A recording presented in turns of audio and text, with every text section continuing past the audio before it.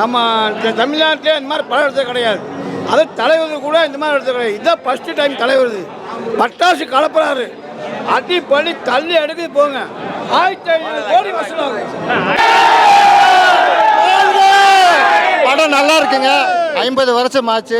ஆனால் super star Rajinikanth அதே மாதிரி இருக்கிறாரு. குடும்பத்தோடு வந்து பார்க்கலாம். ரசிகர்கள் அத்தனை பேர் சந்தோஷமாக போகிறாங்க.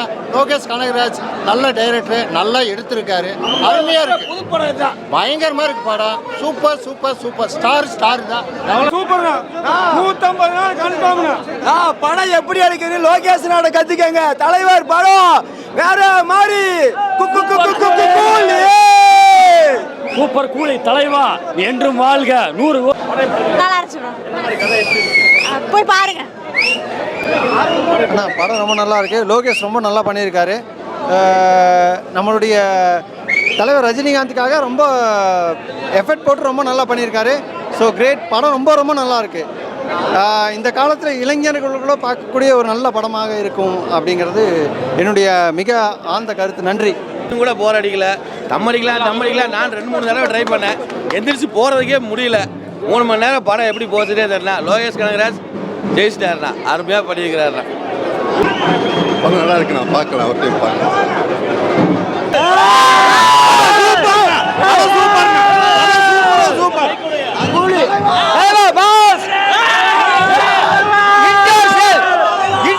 இந்த மாதிரி எந்த படத்தையும் வந்ததில்ல.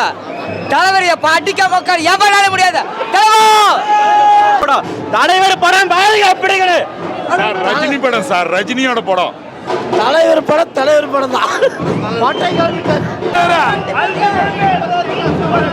சூப்பரா இருந்துச்சு. ஃபேமிலி மூவி தான். படம் சாம ஹிட்னா பட்டாசா இருந்துச்சு படம். சூப்பர். மாஸ்.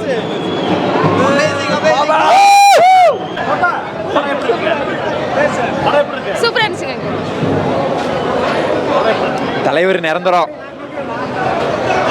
Power house.